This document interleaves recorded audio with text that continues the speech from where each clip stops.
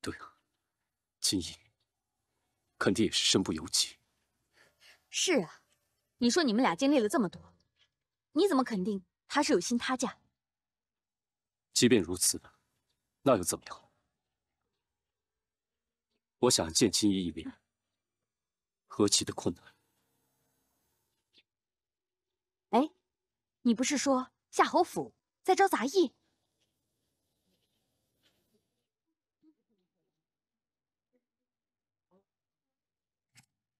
要说这夏侯府，那可不是一般的地方。工作期间不准擅离职守，不准跑出后院，都听清楚了吗？嗯，听清楚了。那就干活去吧。嗯，我们去那边吧。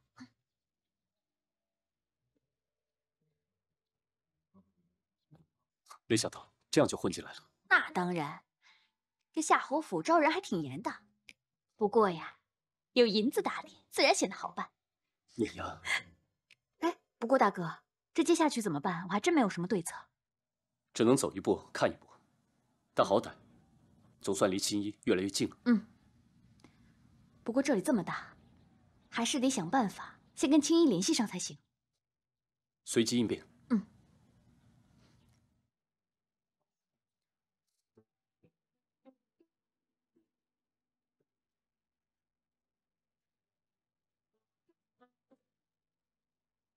子龙，与君离别，匆匆月余，思念倍增，度日如年。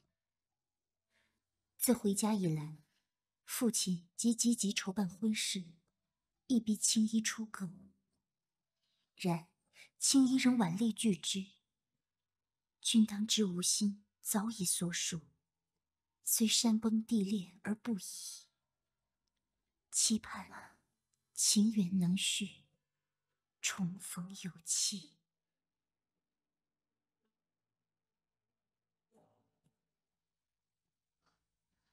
实验，实验。啊，这丫头不知道又跑哪儿去了。实验，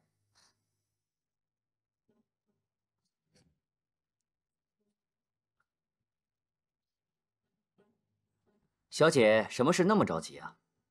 啊，不过是让实验送些东西罢了。哈，看小姐神色匆匆，想必是有重要的事情，不如让在下代劳吧。嗯，这等小事无需麻烦你。啊，还是让在下代劳吧。看来你回到郡治以后很闲嘛，还有闲情逸致在这后院里面闲逛。啊，那属下告退了。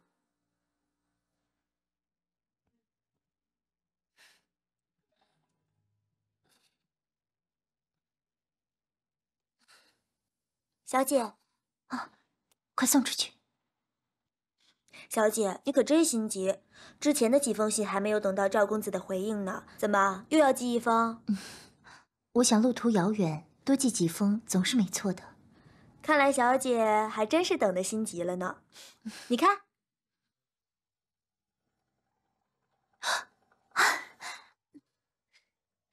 好了，你慢慢看，我呀先去把信给寄了。嗯，快去吧。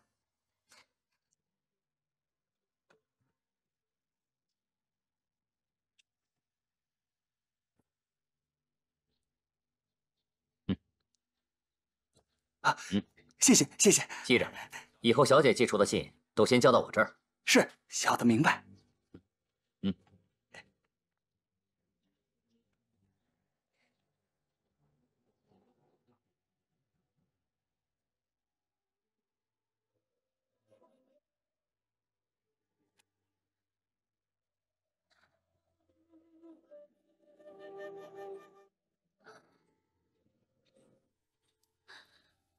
青衣，原应该为你的离去伤悲。经过我的深思熟虑，终于想到你我之间是有距离的。实在门不当户不对，子龙出身卑微，赵家何德何能，得以高攀郡主之尊？今闻青衣已择良人，子龙于此献上祝意，从此不做非分之想。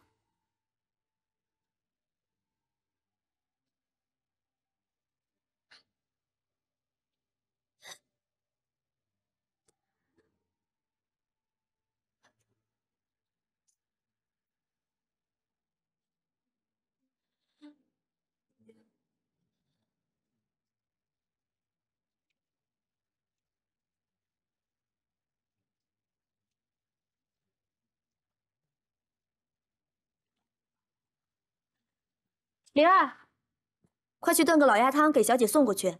是。实验。哎，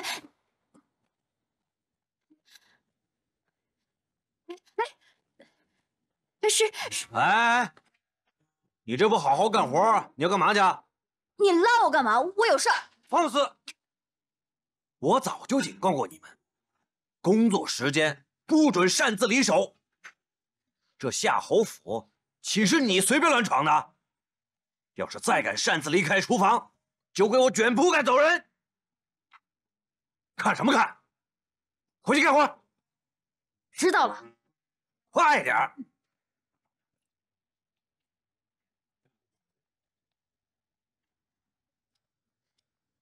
大哥，怎么了？我碰到熟人了。哦，那边我放了东西，帮我拿一下。哎，好嘞。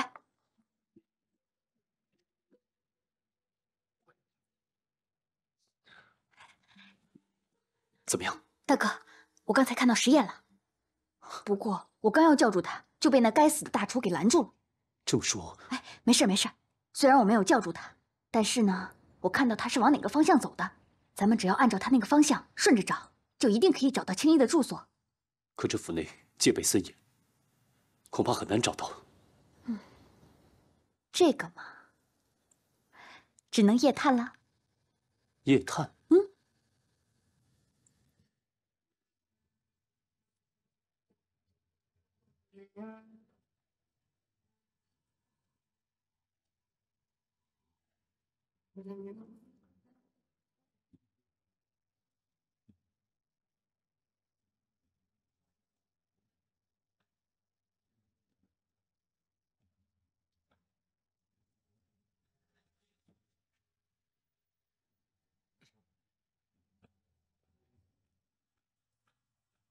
刘慎，你去哪儿？啊，周大哥，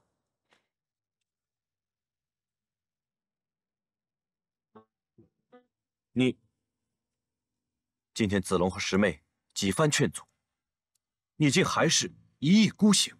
死的又不是你们的妹妹，你们岂知道我的心情？你这说的是什么混账话呀？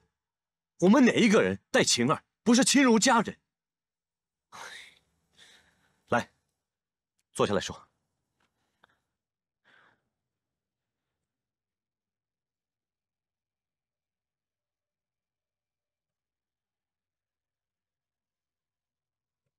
如果你一心只想着报仇，将我们的使命抛在脑后，铤而走险，那这帮兄弟们的心还能聚在一起吗？子龙被痛苦牵绊，又如何能带好队伍，完成大业？我不过是一个微不足道的小卒，影响力也微不足道。唉，论武艺，他们也不比你强，他们也是有父母的人，为何他们还是愿意追随子龙呢？难道他们就真的不怕死吗？人人都怕死，我也怕。可是，如果我们的牺牲能换来百姓的安乐，这便是值得的。家仇不可忘，但这是小我。放在天下之内，小我便不值一提。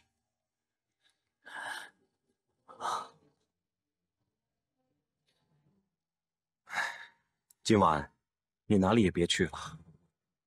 如果你要是睡不着的话，我就陪着你在这里坐一晚上。周大哥，你去忙你的吧，让我自己一个人静一静。你一想静着静着，你又会开始胡思乱想了。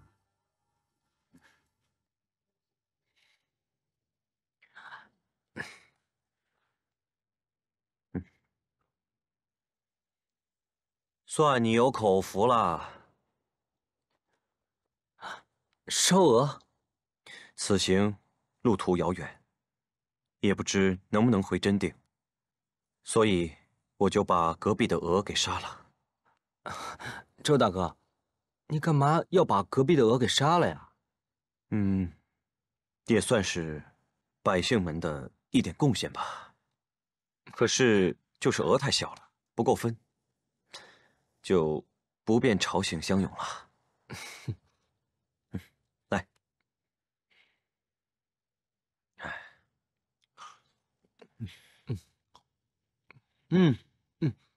好吃吧？好吃。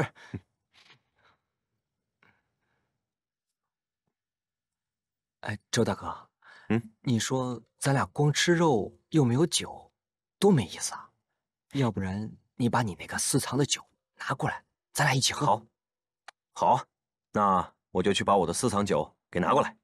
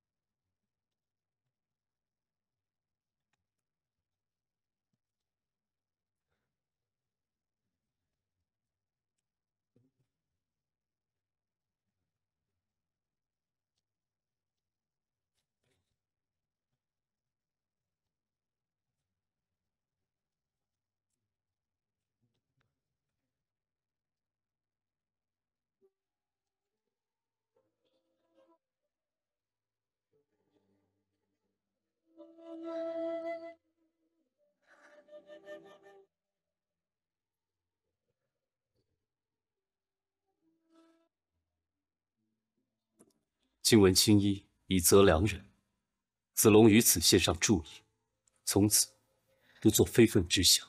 子龙，难道你竟如此不信任我们之间的感情吗？你让我如何是好？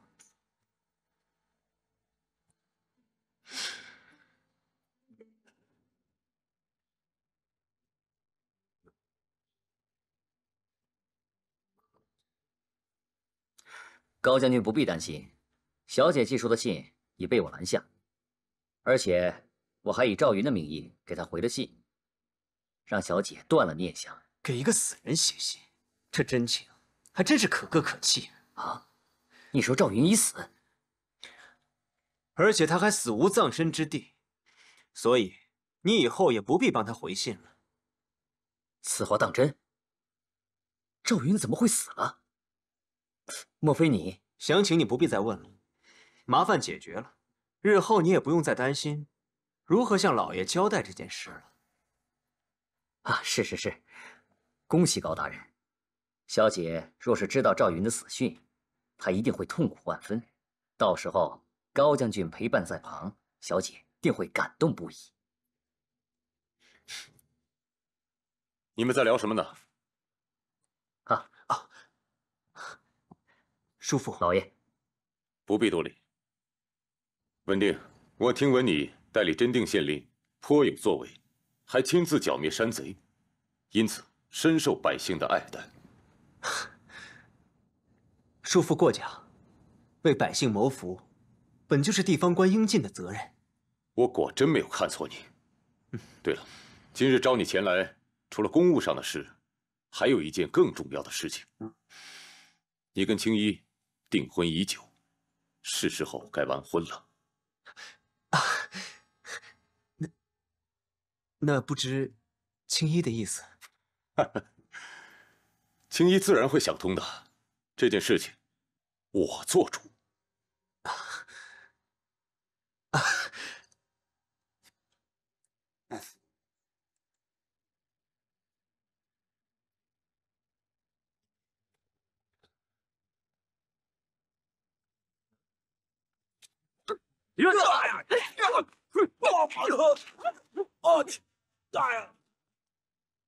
文定啊，你们早日完婚，也好了却我的一桩心愿。我就只有这么一个女儿，日后她的幸福，我就交给你了。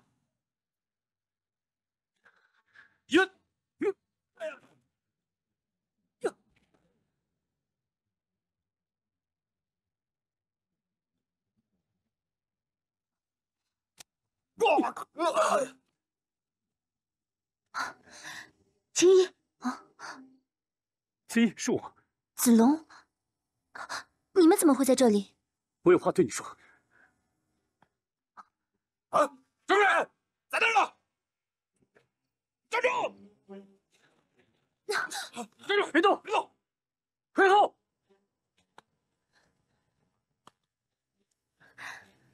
这里不方便多说，明日在十里亭密叙。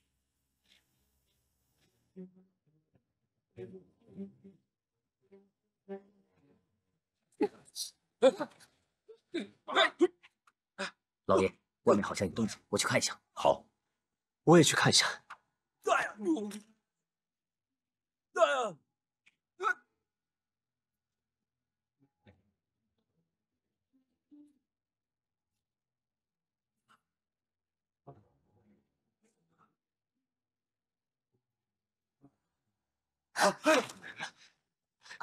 青衣，你没伤着吧？别追了，只是宵小之徒罢了。胆敢夜闯夏侯府，肯定不是一般人。我要好好查一查他们。都说是宵小之徒，耿将军何须如此紧张？再说这里是夏侯府邸内院，若是传出有人夜闯，也不好听吧？夜已经深了，大家都散了吧。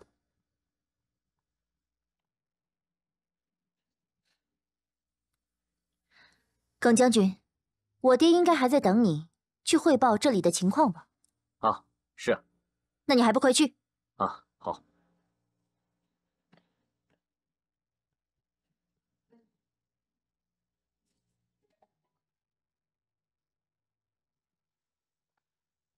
青衣，刚才情况太危险了，以后再发生类似情形，你千万不要逞能。不会伤到的。什么？啊，我是说，只是宵小之徒，身手普通，是伤不了我的。依我看，的确如此，而且侵入府中的动机并不单纯。你别太紧张了，我这不是好好的站在你身边的吗？倒是你，这么晚来府里做什么？哦，是叔父有事要和我商量一下。有什么紧急的事要在晚上商量？没什么紧急的事情，但是也特别的重要。不会是我爹又向你催促我们的婚事了吧？是。那你是怎么想的？我当然是乐意之至。不过，你放心吧，我会尊重你的意思，不会强求。青衣，我一定会让你心甘情愿的嫁给我。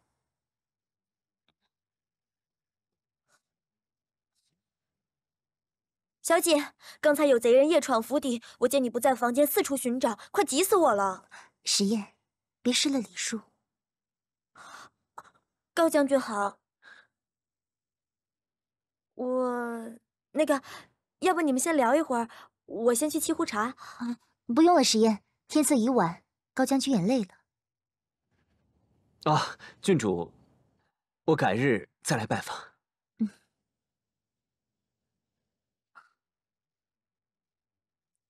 高将军慢走。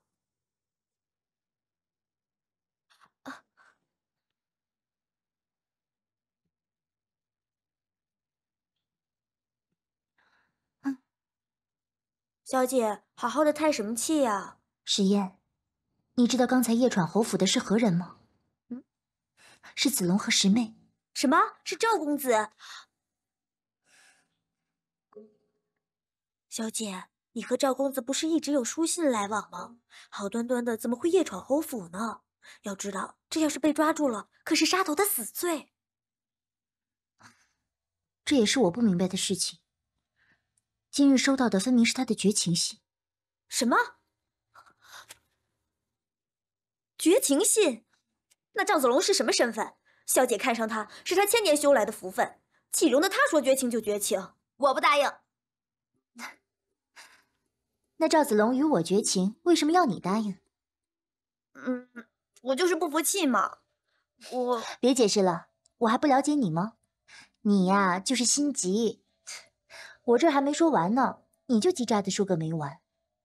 让我不明白的是，原本我和子龙好好的，他却写了绝情信给我。可他今晚又夜闯侯府，为的就是有话要和我说。那你们说上话了吗？没有，今夜动静这么大，他们能脱身已经万幸了，哪还能说得上话呀？这可怎么办呀？我约了他，明日在十里亭面叙。我想到了明天，一切就会明白了。小姐，那你今天早点休息，等到明天你见到他，一切就都清楚了。我想这应该是一场误会。小姐，那你今天早点休息，等到明天你见到他，一切就都清楚了。我想这应该是一场误会。小姐，赵公子对你的感情从头到尾，实验看得清清楚楚。我觉得赵公子并非是薄情寡义之人。没错。小姐，你说该不会是这封信另有蹊跷？石燕，你可真是一根墙头草啊！刚才还在那里拍着胸脯说不答应呢，这回又替赵子龙说好话。小姐，你又取笑人家，我是认真的。不管怎样，谢谢你缓解我心中的郁结。无论如何，我都要弄明白这是怎么回事。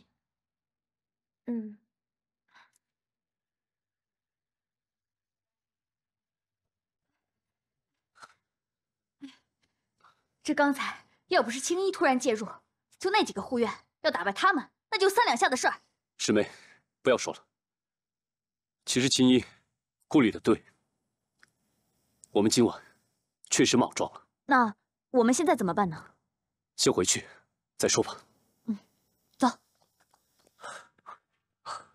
周大哥，这么晚，你们怎么进城了？柳深不见了。盐城，什么事儿？柳深一直认定高泽就是杀害晴儿的凶手。这次知道高泽来郡治，就闹着要找他报仇。这柳大哥和晴儿兄妹情深，之前我就见过柳大哥因为思念晴儿而食不下咽呢。都怪我不好，没把他给看好。周大哥，先别说那么多了，还是先找到人再说吧。啊，我愁的就是不知道该上哪儿找。我想最有可能的地方就是高泽下榻的驿馆。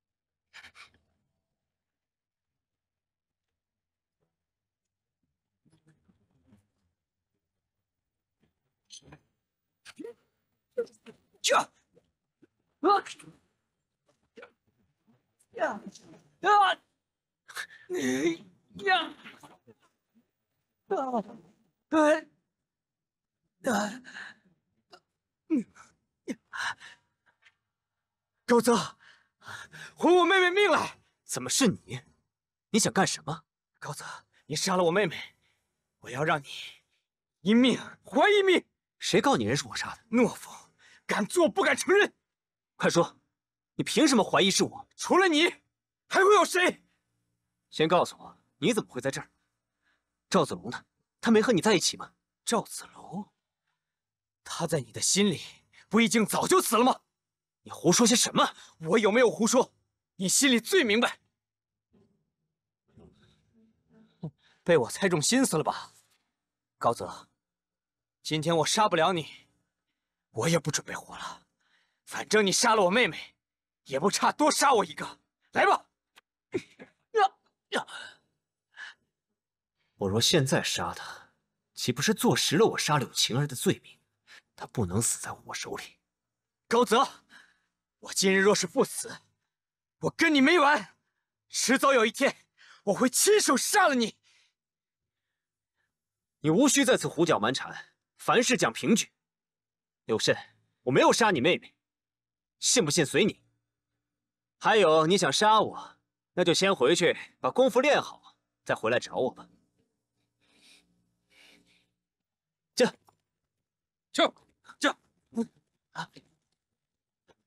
高泽，你给我回来！你敢做不敢承认，你个孬种！高泽，我告诉你，早晚有一天我会手刃了你！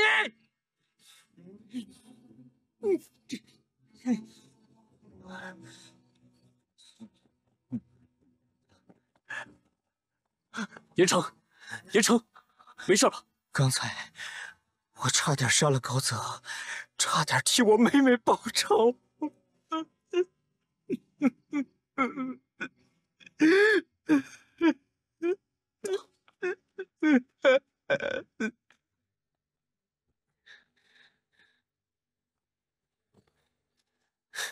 难道赵子龙真的没有死吗？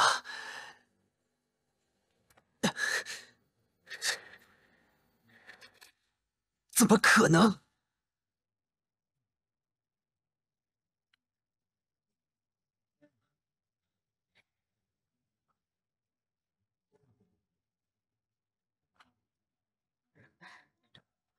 忍着点啊！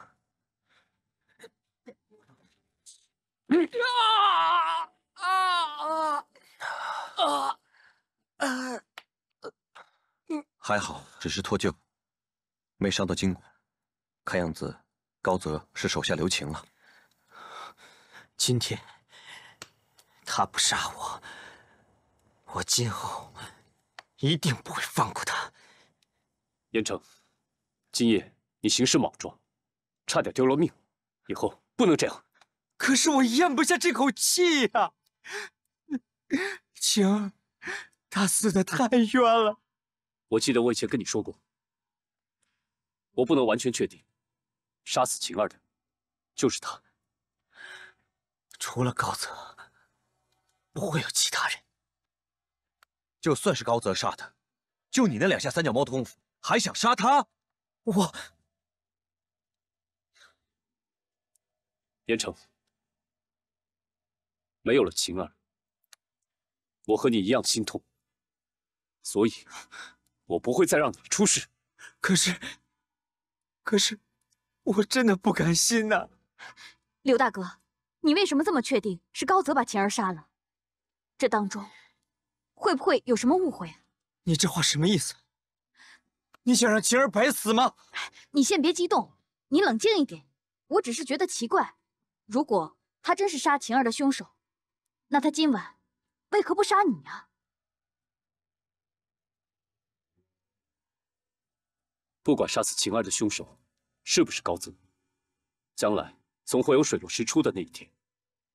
晴儿，她不会白死。我一定要手刃杀死晴儿的人。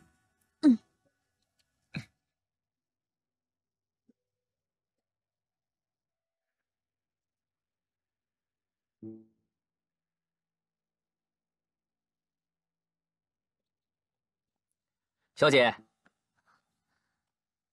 小姐盛装出行，这是要去哪儿啊？耿将军，我家小姐要去哪儿，需要跟你汇报吗？老爷今天不在府内，我的职责就是看住小姐。你还真是忠心耿耿啊！要是老爷知道有人曾经想要逃跑，你说他会怎么处置呢？我也是为了小姐的安危啊。我不过是去见个老朋友，去便会。老朋友？哪位老朋友啊？你会不会管得有点宽啊？你也不必试探了。实不相瞒，我是去见赵子龙的。他不是死了吗？赵子龙死了？你听谁说的？啊，没有，谣传罢了。那个赵子龙在真定县犯的事儿，当初我是为了救赵子龙，才答应你们回郡治的。但是，我并没有说从此不再与他相见。你要真想向我爹报告，随你的便。那看来小姐执意要去，我也不便阻拦。那为了小姐的安危，我还是带几个随从保护小姐去吧。我看不必了，你也留在府中吧，我很快就回来。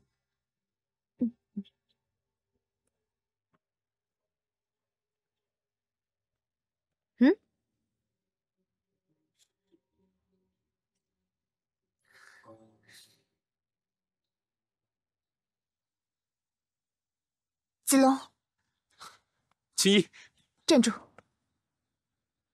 你不是回信与我从此断了情谊吗？为何要夜闯侯府与我相见？这，我从未得到过信。什么回信啊？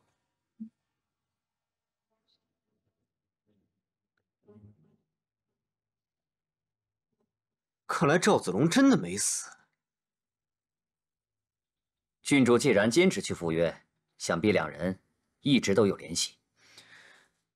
当日被我打入湖底，竟然还能活着回来，还真是命大呀！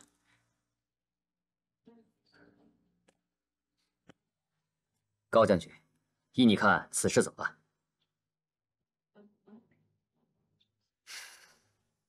赵子龙乃真定县击退山贼的大英雄，既然他命不该绝，当然要祝福他继续享受这份荣耀。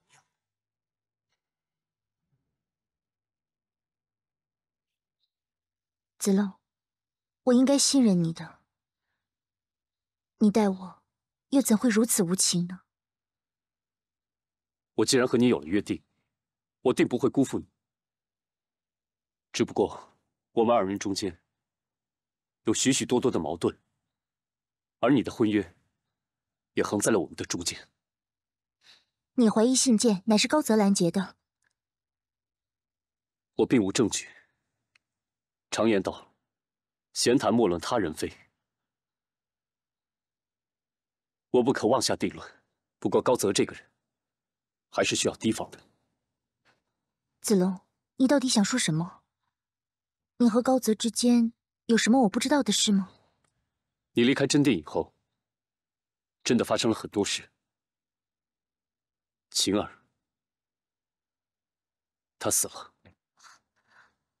怎么会？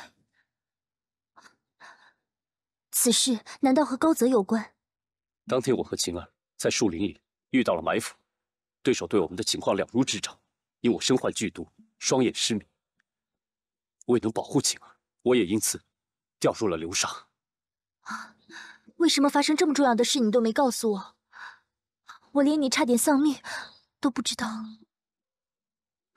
我这不好好的坐在你的对面吗？究竟是谁要加害于你？我身上的毒是在牢里面中的，而对方对我的枪法又十分熟悉，所以你认定是高泽所为？你可有确凿的证据？子龙，你怎么如此糊涂？高泽若是有心害你，随时都有机会。难道你忘了，是谁一次次帮你的？我知道，我也不想怀疑他，可是所有的疑点都指向高泽。你刚才还说莫论他人是非，连证据都没有，就把罪名扣在高泽身上。秦毅，你在和我生气吗？你叫我怎能不气？你我相处这段日子，我一直以为你是明辨是非的君子，可你却因为妒忌蒙蔽了双眼。秦毅，你是觉得我是因为嫉妒高泽才怀疑他的吗？难道不是吗？在你看来，我跟你之间最大的障碍，无非就是高泽。我和他是有婚约，可你也知道，我只是视他为兄长，无凭无据，怎么能让我怀疑他呢？若没有高泽，你能击退山贼，当上大英雄吗？秦毅，你怎么越来越离谱了？子龙，你刚有一点成就，就目中无人。我真是看错了你。好，如果你只是来告诉我高泽是一个不义之人的话，我知道了，那我告辞了。等等，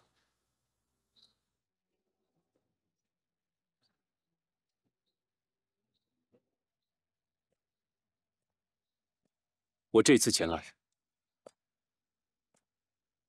是要向你道别的。如今真定县已经安定了，我欲投身军旅，为匡扶汉室尽一份绵薄之力。我知道你向来都有大志向，祝你前程似锦。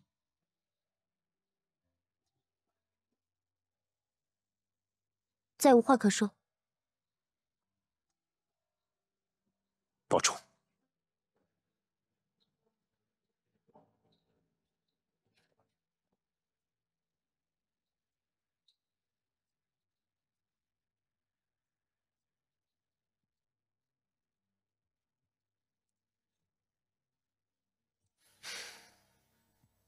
赵子龙现在还没有死，我家小姐去见赵子龙了。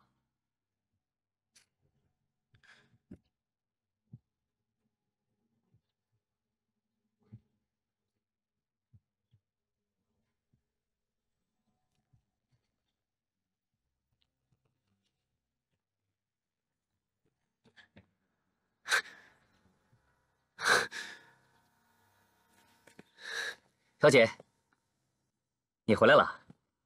小姐，你遇到什么事了吗？怎么感觉心事重重呢？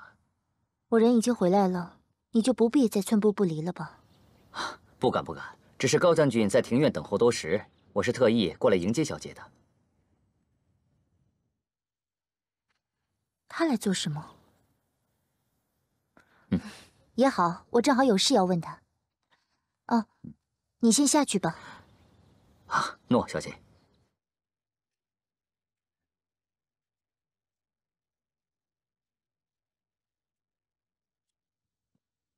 高泽，青衣，你还好吧？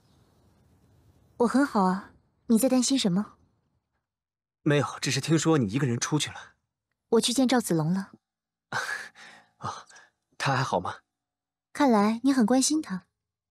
当然，我们也算一同抵抗山贼的战友啊。他很好，这次离开真定县是为了去投身军旅，实现他长久以来的抱负。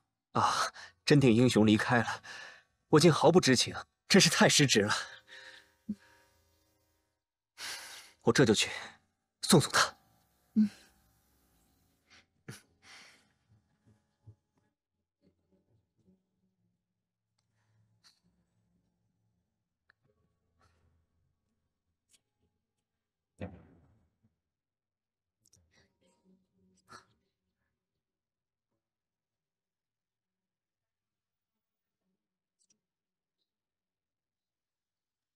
赵大哥，你跟青衣谈的怎么样了？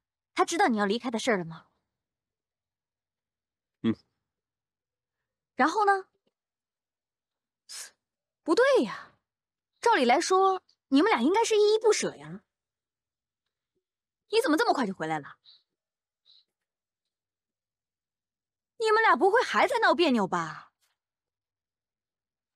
哎呀，我们俩费了那么大的功夫才见上他一面，有什么误会，你们一定要当面说清楚才行啊！师妹啊，我怎么现在才发现你这么啰嗦？我这不是关心大哥吗？难道你就不关心他跟青衣到底怎么样了？也对，子龙，你现在打算跟青衣以后怎么办呀？这回一去，可就不知道什么时候能回来了。对呀，以后的事，顺其自然吧。尤其我们责任重大，岂能每日想着儿女情长那些事？在出发之前，能见到青衣一面，我已经觉得很满足了。哎呀，大哥，就你这块木头，也就青衣能理解你了。子龙，这些干粮你们路上带着吧。多谢周大哥，这收庄稼的事，就劳烦你和乡亲们了。放心吧，也就2、3天。等这里完事了，我会带领弟兄到冀州与你会合。只是袁绍愿不愿意接纳我们，还得靠子龙你了。我跟严城还有师妹先行探路，定不辜负大伙对我们的期望。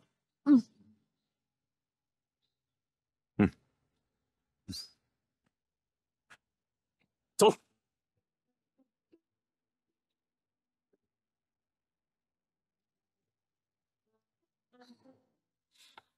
小姐，你已经叹了100口气了，喝口茶吧。石燕，你说我是不是错怪子龙了？我语气那么重，他一定会很伤心吧？难道你相信是高将军下的毒手？所以我才头疼哦。高泽与我一同长大，对他这点信任我还是有的。在真定县的那些日子，我觉得赵公子并非绝情之人。我又何尝不知道？我倾心于子龙，就是因为他为人淳朴敦厚。可是我方才试探了高泽，丝毫没有看出任何端倪。或许这其中真有什么误会。好啦，不管赵公子为何说出这番话，你心中依旧有他，对不对？我当时真是被气昏了头了，才会责怪子龙，可那个木头脑袋也不知道向我解释一下。你又不是不知道，他嘴笨，你一生气，他哪还敢再说半句？小姐，你若真是如此想念他，不如再见上一面，把事情问清楚。他应该已经离开了吧？以后不知何时才能相见。明知道他要去投身军旅，我真的应该好好跟他道别才是。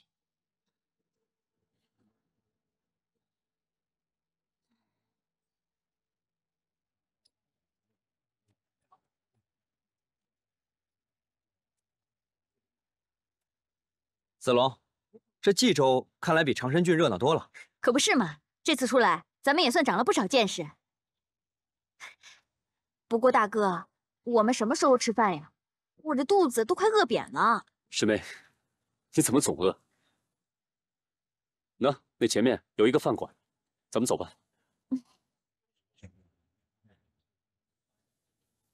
你们先过去，我待会儿过来。好啊，那饭菜上了，我们可不等你啊。好，想必文定兄特意在此等候吧？听说你决定投身军旅，我立刻联想到冀州袁绍，很可能是你的第一选择，所以在此恭候。有劳了。如今局势动荡，诸侯间勾心斗角，袁绍虽为盟主，却以狡诈之术骗取韩馥的冀州，逼得韩馥自杀身亡。你说，原冀州牧韩馥死了，那他的旧将呢？忠心韩馥的旧将，大多都已经被杀害了。袁绍此小人之举，恐怕并非你赵子龙所求主公的上人选。子龙兄，既然决定走出常山，多少还得学会掌握天下形势啊。文定兄一路追到冀州，就是为了和我讨论我投奔主公的问题吗？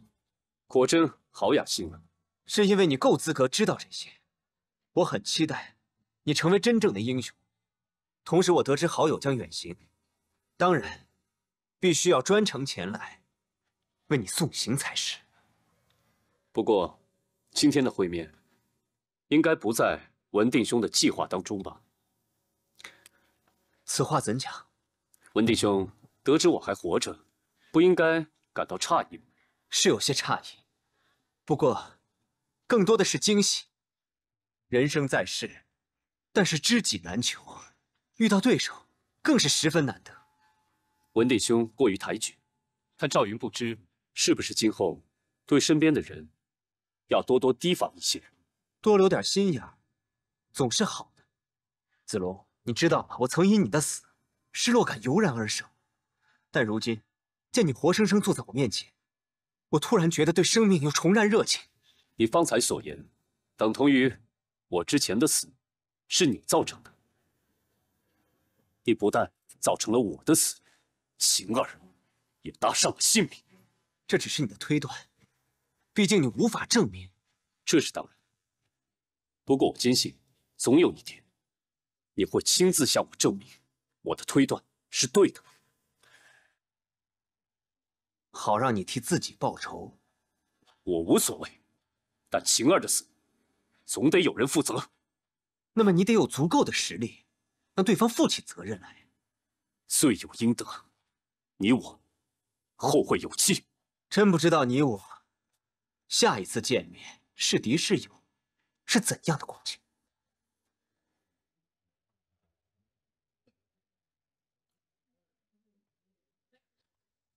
哎，子龙哥，你可算来了，怎么这么久啊？在附近随便走一走。哦，来，快吃吧，要不是我拦着，这一点都没有了。看，还是咱们师妹比较贴心吧。给你留了点儿，可别说我这个当兄弟的不讲义气。大哥，你说我们贸然前来，袁绍他会见我们吗？是啊，当初18路诸侯讨董卓的时候，袁绍可是联盟的盟主。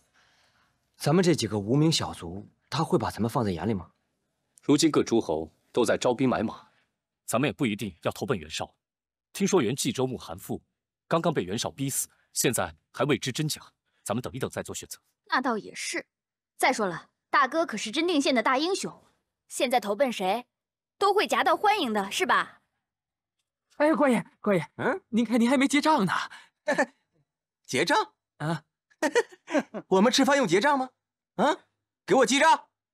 不，官爷，您看我们这儿小本经营，这也没有赊账的规矩啊。怕我吃饭不给钱是吧？啊，坐下。不是，官爷，你看这不识大吃来着，知道怪罪下，凡事都要低调。你帮了殿下2一次，说不准这些人会变本加厉的讨回来。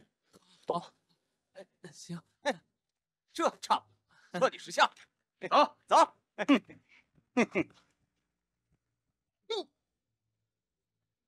小二，啊，这些人都是什么人？哎，这整个冀州城啊，就属袁绍府上的亲兵这么霸道了。这个月都来了第5次了。没想到袁绍的亲兵这么仗势欺人。要是跟这帮人为伍，我可不愿意。就是，像这种欺压百姓的军队，我可不投。就是，以管窥豹，可见一斑。袁绍治军不力，任凭他的手下为非作歹。况且，他又榨取冀州，逼死韩馥，却非明公之举，可见不值得我们投靠。我赞同。子龙，那现在怎么办呢？你还有什么别的打算吗？哎，大哥，不如我们改投公孙瓒吧。去幽州？这有何不可啊？幽州郡主跟咱们都熟，又仗义有胆识，想必他的父亲一定言传身教。这也是一条明路。我赞成。公孙瓒在幽州多有盛名，其白马一从纵横河北，也算是当世英雄了。我看咱们不妨前去投他。言之有理。既然咱们有了方向，就立刻赶路吧。师妹，你折返长山，通知周大哥，告诉他我们改为幽州会合。我和严城先到幽州探探路。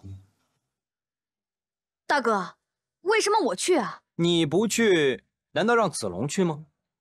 那你为什么不去呢？我武功比你高，我要随行保护子龙。你武功高，咱俩比试比试，看谁高。没有必要比试，要不然这样，我站起来，你只要能够够到这个碗，就算你赢了。什么你？好了，你们够了，这件事你们都要争吵，还说什么团结？好了，大哥，我知道了，我去。去吧。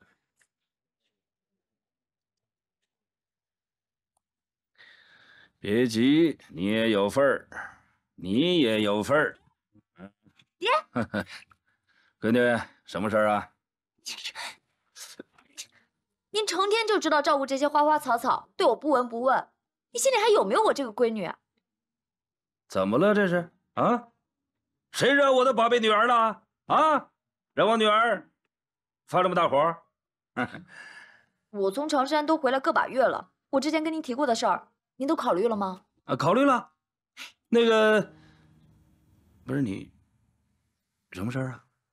你怎么这样啊？从来不把我说的话放在心上。我是说，如今朝野倾轧，天下局势混沌不明，我们公孙家不能只是偏安于幽州，我们不能不有所作为。哦，有所作为。好，行，爹知道了。不过天下大事，你说你就是一个黄毛小丫头，啊，再次还跟我议论。什么？我不是什么黄毛小丫头，您忘了，我此前在常山真定可是相助赵云，结结实实打过一场胜仗。哎，这事儿你不说，我还真给忘了。哼，哎，我还没罚你呢，你没得到我的允许，擅自用兵，严重违反军纪，还在这儿给我沾沾自喜。爹，等着我罚你啊！爹，你也太不讲理了。虽然我擅自用兵，但是我打胜仗了，我凯旋而归了。哎，您可不知道，这长山的百姓处处都口耳相传，大家都说这幽州太守公孙瓒带领出来的子弟兵，个个都能征善战，锐不可挡呢。说完了？行了。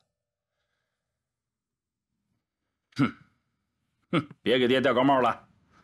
你是在夸自己呢，还是在夸你爹啊？啊？嘿，依我看，就你带的那帮女卫队，不是你太强，是对手太弱了。爹，你别爹什么呀？啊，一天到晚爹，多大了？爹没奶。嘿嘿，回屋去。我不回，我还没说到重点呢。不是，你还有重点呢？啊，说吧，爹听。您记不记得我此前跟您说过的常山英雄赵云、赵子龙啊？哦，你就说这个姓赵的怎么了吧？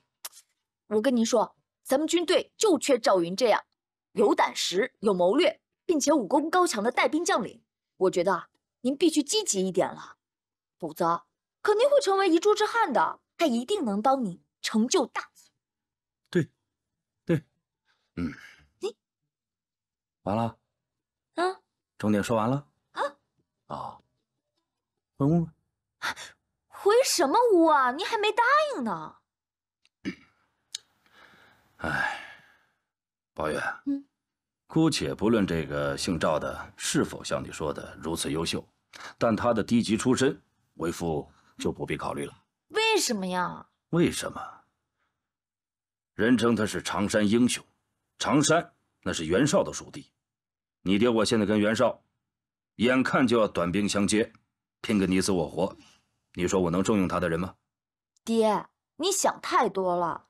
他虽然出身于常山，但是他现在跟了您，不就成了您的人了吗？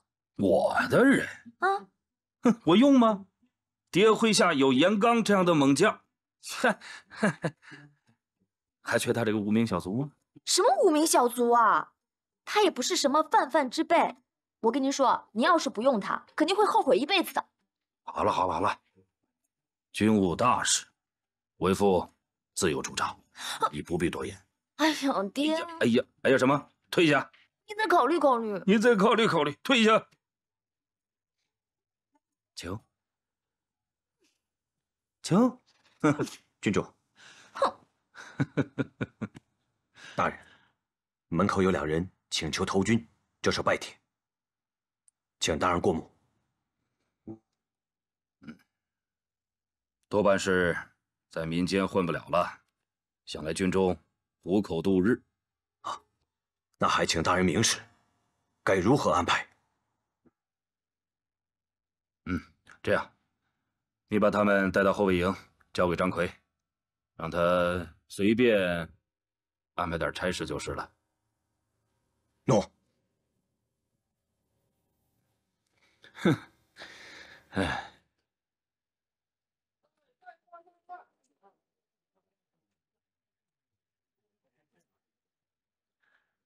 二位，就是你们两个要来投军是吧？目前啊，就我们两兄弟，但是日后呢，还会有40、50人马过来投奔。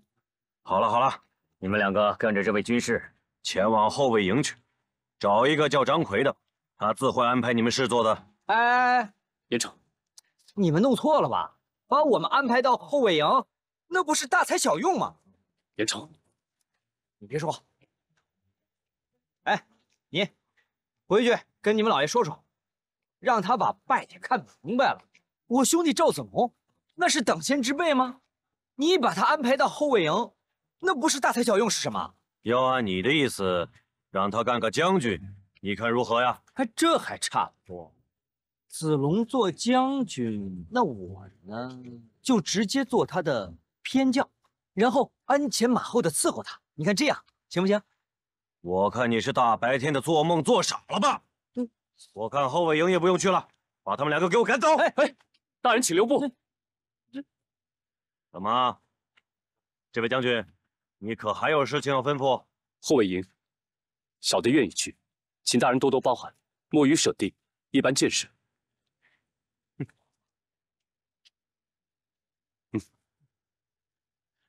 是，谢谢大人提拔。这还像话？把他们两个带进去。走吧，走吧。狗眼看人低。咱们先忍一忍，多说无益啊。赵子龙因为仰慕公孙瓒威名，又加上刚刚从冀州失望而来，于是他决定先进入公孙瓒帐下，暂时安顿下来。你们两个趁着马匹出营操练的时间，抓紧时间把这马厩打扫干净。把这马厩打扫干净，这怎么可能呢？还有，等马匹操练回来，要给马匹一一喂食、洗刷。总之，天黑之前要保证每一匹马都舒舒服服的。天黑之前，这更不可能了。好，我们知道了。总之，干不完不许吃饭。行了，赶紧干活去吧。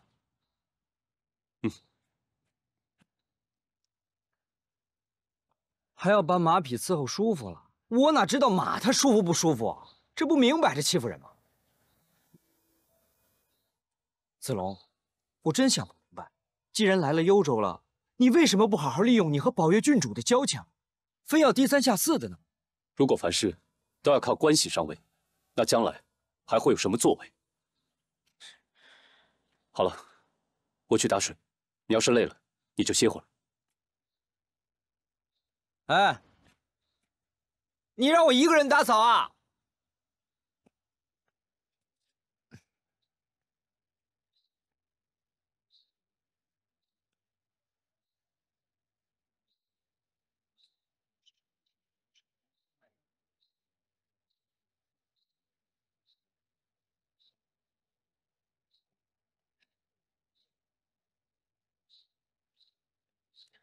站住！啊？怎么，迟到了吧？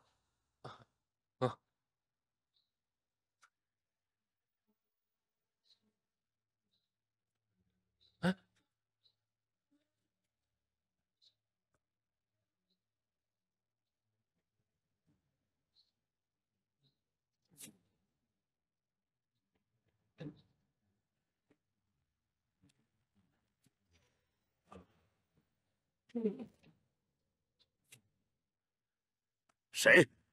是谁？哎，箭是谁射的？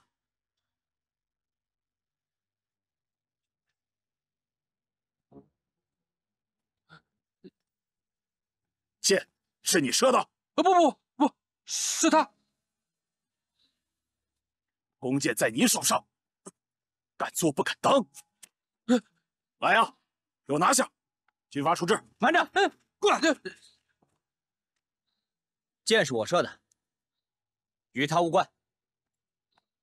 你？没错，我那是一时技痒，就借了这个兄弟的箭一用。正中靶心，还不错吧？以后你会不会考虑重用我？一个刷马厩的，敢在我面前逞能，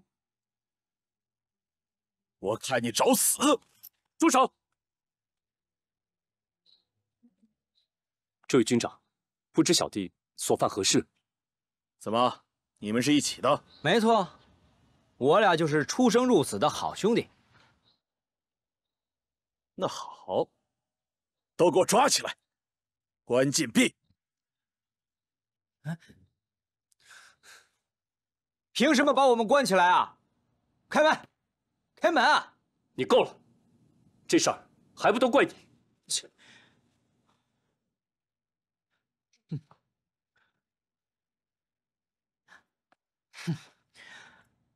子龙，那个军头啊，他就是爱管闲事，仗势欺人。我和你说过多少次了，我们初来乍到，做什么事都要低调。你可倒好，意气用事。你说这样对我们有什么好处？那咱俩来这儿，不就是要表现吗？要建功立业呀！难道你想在这儿干一辈子的杂役吗？严城，话，咱不能这么说。我坚信，如果咱们有一身的本领，迟早会有出头之日。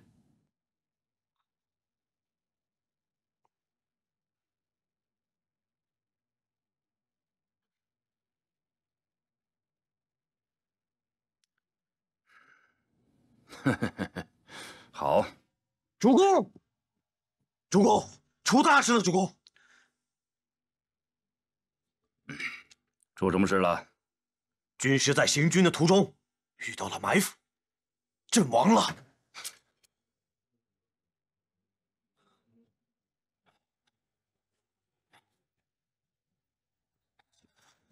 主公。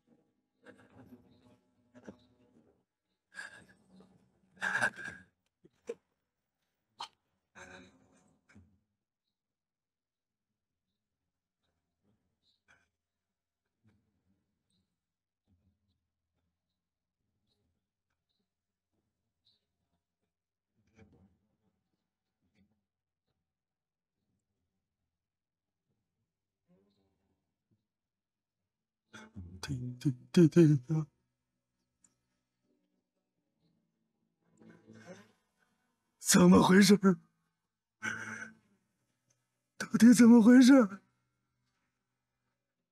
啊！快说！属下等陪同将军在袁绍大营商议冀州一事，一切都似稳妥，但最后袁绍却道要与主公会面商议，于是公孙将军出营归来，没想到刚出50里地，便遇董卓狗贼的伏兵，将军他才受害。谁？董卓？